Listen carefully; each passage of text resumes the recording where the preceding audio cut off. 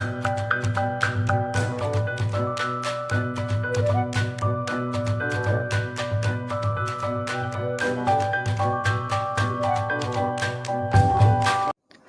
everyone, this is our first video on metals and non-metals.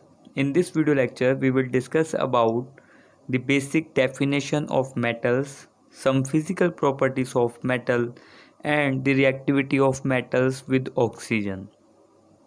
तो जैसा कि आप लोगों को पता है कि हमारे पास पीरियोडिक टेबल में 118 एलिमेंट्स प्रेजेंट हैं, जिसमें से आप ये कह सकते हैं कि 92 एलिमेंट्स जो हैं वो नेचुरली अकरिंग हैं, और उनमें से अगर हम टोटल पीरियोडिक टेबल के एलिमेंट्स की बात करें तो आप ये कह सकते हैं at present about 80 metals are known to us. तो 80 मेटल्स हैं जो इस टाइम पे आप ये कह सकते हैं कि हम जिनसे इंट्रोड्यूस हो गए हैं या हमने जिनको फाइंड आउट कर लिया है।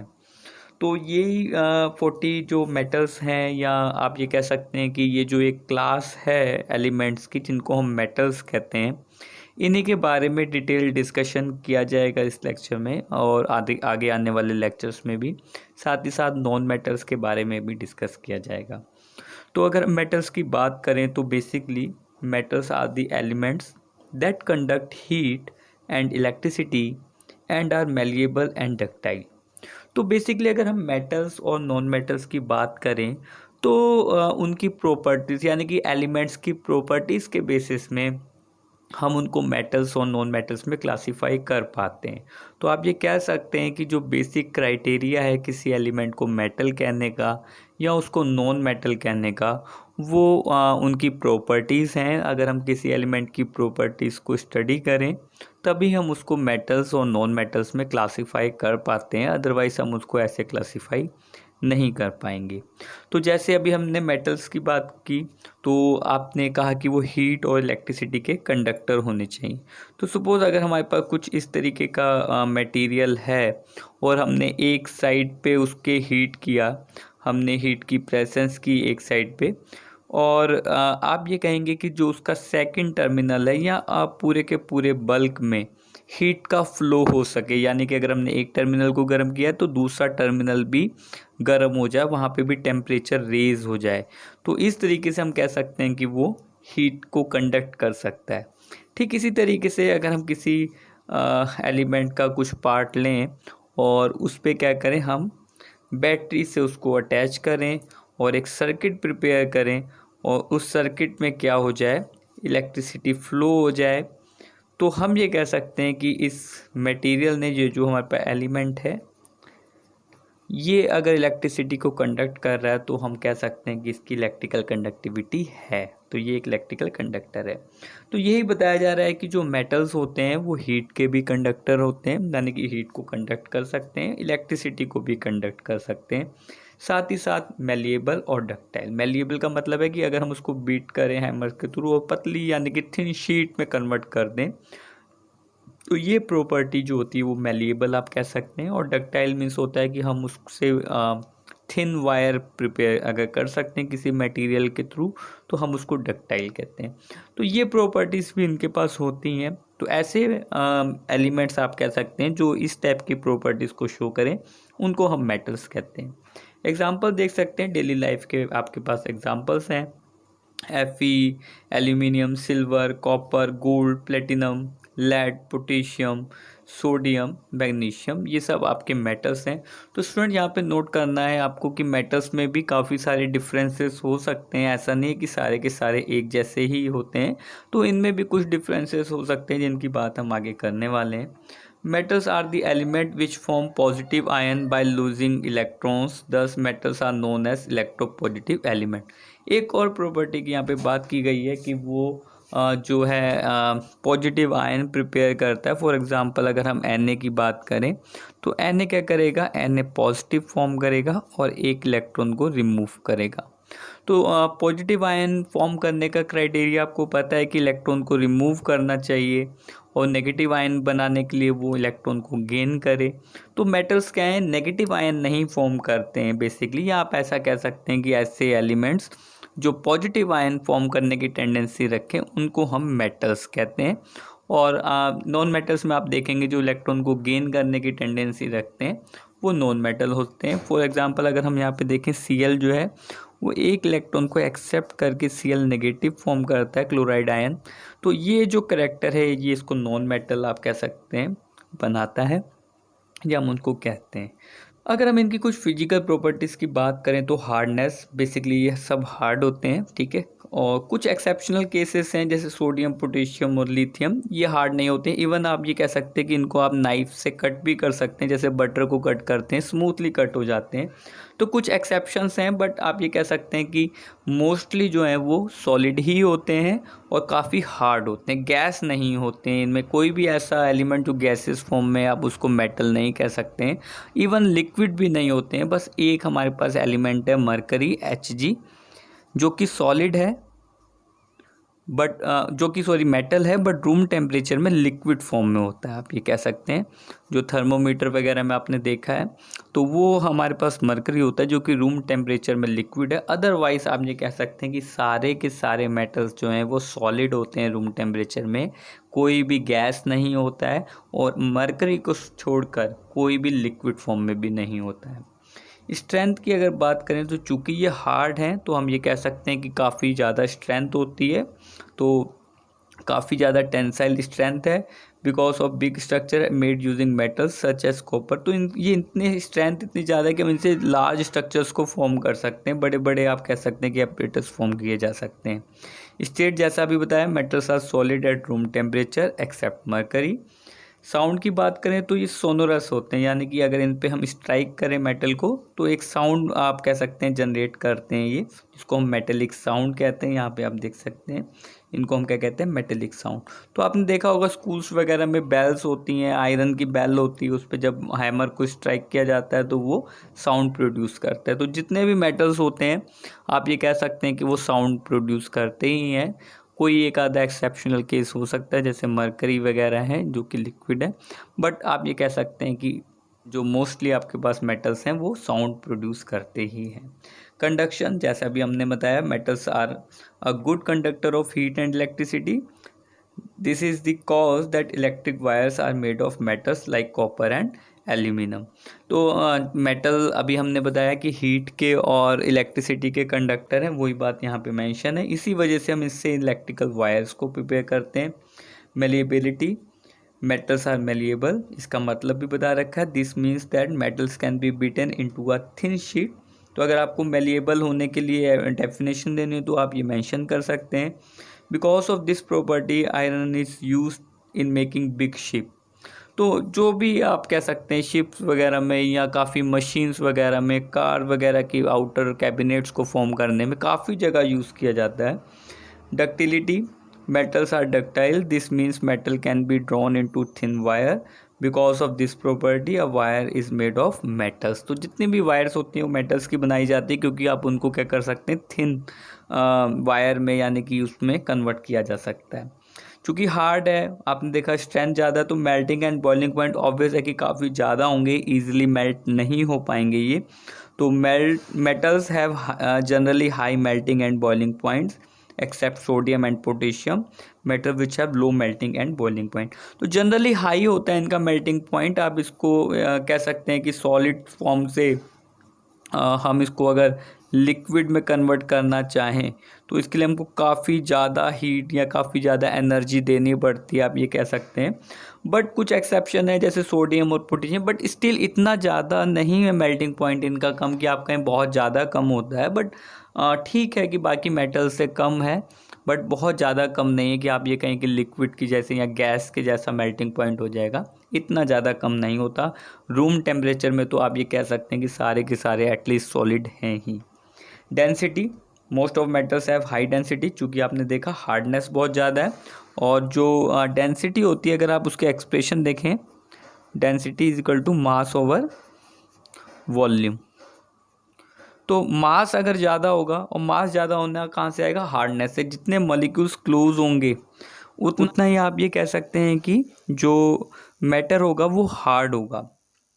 तो जितने क्लोज हैं आपके पास जो एटम्स होंगे मैटर के, उतना ज़्यादा आप ये कहेंगे कि सब्सटेंस हार्ड हो जाएगा। हार्ड होने से आपको पता है कि एक फिक्स वॉल्यूम में जो है मास ज़्यादा हो जाएगा क्योंकि मॉलिक्यूल्स ज़्यादा हैं, तो मास काफ़ी ज़्यादा होता है वॉल्यूम के रिस्पेक्ट में।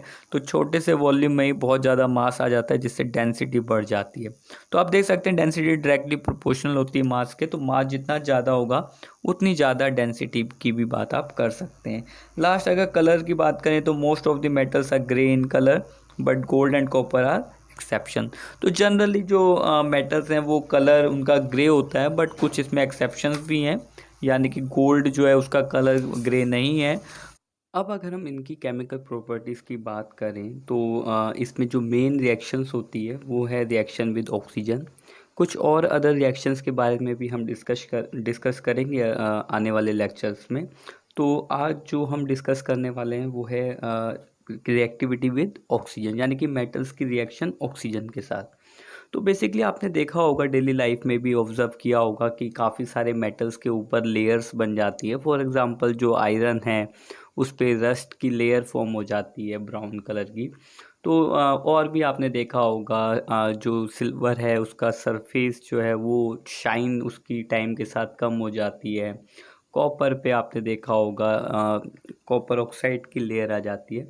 तो हम ये कह सकते हैं कि जो मेटल्स हैं वो ऑक्सीजन के साथ रिएक्ट करते हैं नोबल मेटल्स को छोड़ के, जैसे कि गोल्ड है और प्लेटिनम है।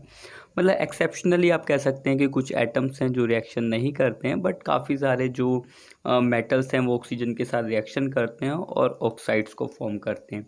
तो मेटल्स और ऑक्सीजन की जब रिएक्शन होती है तो आप कह सकते हैं मेटल ऑक्साइड फॉर्म होता है। एग्जाम्पल्स हैं हमारे पास reaction of potassium with oxygen. तो जब पोटेशियम की रिएक्शन होती है तो पोटेशियम की वैलेंसी चूँकि 1 होती है और ऑक्सीजन की वैलेंसी 2 होती है। तो फार्मूला आप 9th क्लास में सीख के आ रखें किस तरीके से हम इनके फार्मूलाज को प्रिपेयर करते हैं। तो जो फार्मूले प्रिपेयर होंगे वो इनकी वैलेंसी के बेसिस पे ही होते हैं बेसिकली। तो पोटेशियम की वैलेंसी 1 है, ऑक्सीजन की 2 है। तो इस तरीके से जो फार्मूला बनेगा वो K2O बनेगा। इस तरीके से आप लिख सकते हैं कि की 1 है आपको पता है, O की 2 है, तो क्रॉस ओवर कर देंगे इस तरीके से जैसे आप 9th स्टैंडर्ड में सीख के आए हैं। और इस तरीके से K2O इसका मॉलिक्यूलर फॉर्मूला बन जाएगा जो इसके ऑक्साइड्स हैं इनके लिए। ठीक इसी तरीके से अगर हम सोडियम के साथ रिएक्शन करें तो सेम रिएक्शन सोडियम के साथ भी होती है। यहाँ पे बैलेंस कर लेंगे Na और O2 की अगर हम रिएक्शन करें, यानी कि सोडियम और ऑक्सीजन, तो Na2O फॉर्म होगा जैसे K2O फॉर्म हुआ है सोडियम ऑक्साइड। तो lithium, potassium, sodium etcetera are known as alkali matter. Alkali matter react vigorously with oxygen. तो काफ़ी फास्ट रिएक्शन होती है और काफ़ी ज़्यादा हीट आप कह सकते हैं इवॉल्व होती है जब ये रिएक्शन होती है एल्कली अर्थ मेटल की या एल्कली मेटल्स की भी। तो काफ़ी आप कह सकते हैं कि विग्रसली रिएक्ट करते हैं ये जो एल्कली मेटल्स हैं ऑक्सीजन के साथ। तो इसीलिए आपने देखा होगा जो सोडियम है या पोटेशियम है इनको कैरोसिन में डिप करके रखते हैं ताकि एनवायरमेंटल ऑक्सीजन से रिएक्शन ना कर सकें। यही आप कह सकते हैं बेसिक रीजन होता है। जो लैब्स वगैरह में सोडियम होता है वो कैरोसिन ऑयल में डिप करके हम उसको रखते हैं। नेक्स्ट है reaction of copper metal with oxygen. Copper does not react with oxygen eight room temperature but when burn in air it give oxides.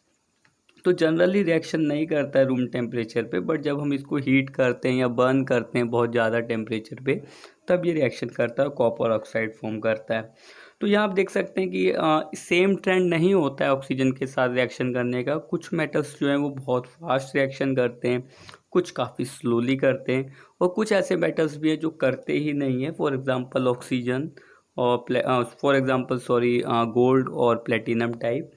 तो ये नोबल मेटल्स हैं, इनकी रिएक्शन नहीं होती है। इसके बाद अगर हम मेटल ऑक्साइड्स को क्लासीफाई करें तो आप देख सकते हैं, यानी कि इनके जो मेटल के जो हमने ऑक्साइड बनाए हैं इनके करैक्टर को भी स्टडी किया जा सकता है। Metal oxides are basic in nature. तो फर्स्ट जो है इनका जो नेचर है वो बेसिक होता है, एसिडिक नहीं होते हैं ये। The aqueous solution of metal oxide turn red litmus blue, that is their aqueous solution is basic in nature.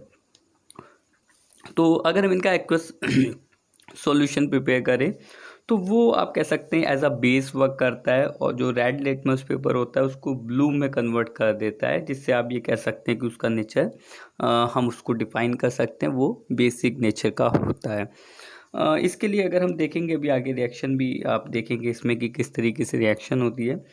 तो reaction of metal oxide with water, most of metal oxides are insoluble in water, alkali metal oxides are soluble in water, alkali metal oxide give strong base when dissolved in water.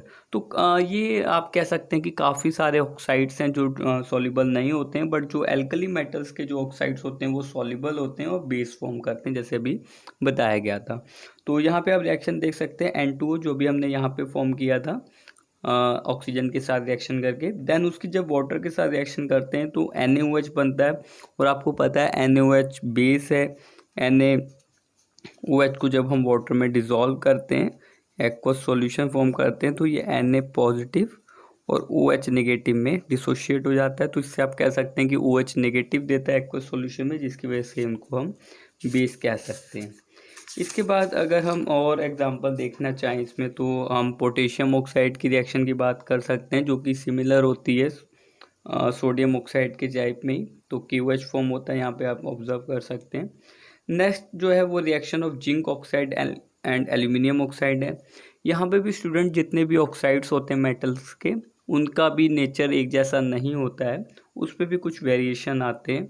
Aluminium oxide and zinc oxide are insoluble in water, aluminium oxide and zinc oxide are amphoteric in nature. तो यहाँ पे आप observe कर सकते हैं कि जो पहले हमने ऑक्साइड कंसीडर किए थे वो वाटर सॉल्युबल थे, ये वाटर इनसॉल्युबल है।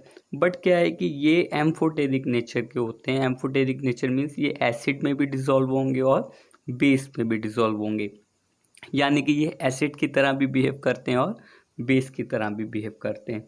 तो an amphoteric substance show both acidic and basic character, it react with base like acid and react with acid like a base.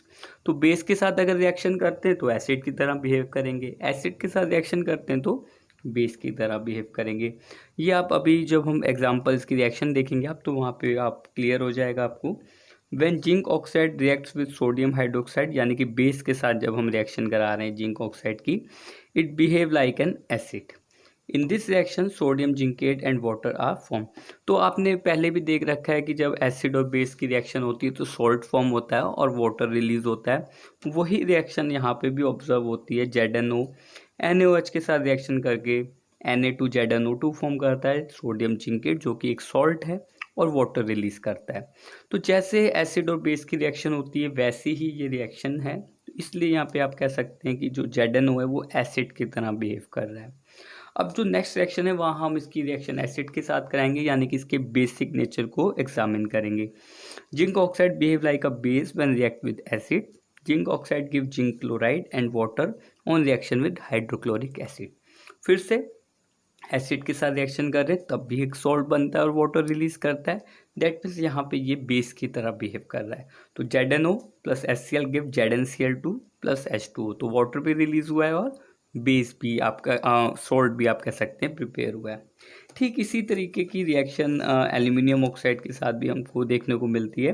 तो ये भी अगर एसिड के साथ रिएक्शन करते हैं तो बेस की तरह बिहेव करता है, बेस की तरह रिएक्शन करते हैं तो एसिड की तरह बिहेव करता है। तो aluminium oxide give sodium aluminate along with water when react with sodium hydroxide. तो बेस के साथ रिएक्शन देख सकते हैं, NaOH बेस है तो यहाँ पे ये सॉल्ट बना रहा है, सोडियम एल्यूमिनेट यहाँ पे NaAlO2 फॉर्म हुआ है जो कि सॉल्ट है, और वाटर आपके पास आप कह सकते हैं कि रिलीज हो रहा है। तो फिर से सॉल्ट फॉर्म हुआ है और वाटर फॉर्म हुआ है। नेक्स्ट अगर हम HCl के साथ रिएक्शन कराएं तो AlCl3 बनता है जो कि सॉल्ट है और वाटर रिलीज हो रहा है। तो यहाँ आप कह सकते हैं कि ये बेस की तरह वर्क कर रहा है। तो जब बेस के साथ रिएक्शन करते हैं तो एसिड की तरह बिहेव करके सॉल्ट बनाता है, जब एसिड के साथ रिएक्शन करते हैं तो बेस की तरह बिहेव करके सॉल्ट फॉर्म करता है। इसी को स्टूडेंट एम्फोटेरिक नेचर कहते हैं। जो सब्सटेंस एसिड और बेस दोनों के साथ रिएक्ट करके सॉल्ट फॉर्म करने की टेंडेंसी शो करते हैं, आप कह सकते हैं कि वो एम्फोटेरिक नेचर के होते हैं। यहाँ पे ऑक्साइड्स की बात थी तो इसलिए उनको एम्फोटेरिक ऑक्साइड कहा गया है, बट आप कह सकते हैं कि और भी डिफरेंट कंपाउंड्स हो सकते हैं जिनका एम्फोटेरिक नेचर हो सकता है। तो स्टूडेंट ये था हमारा आज का लेक्चर, जिसमें हमने बेसिकली देखा फिजिकल प्रॉपर्टीज़ के बारे में डिस्कशन किया मेटल्स की, और उनके ऑक्साइड्स के साथ यानी कि ऑक्सीजन के साथ रिएक्शन, और जो मेटल्स ऑक्साइड फॉर्म करते हैं उनका हमने एक ब्रीफ डिस्कशन किया है। नेक्स्ट लेक्चर में हम इसकी और केमिकल प्रॉपर्टीज़ के बारे में डिस्कशन करेंगे। Thank you for watching this video.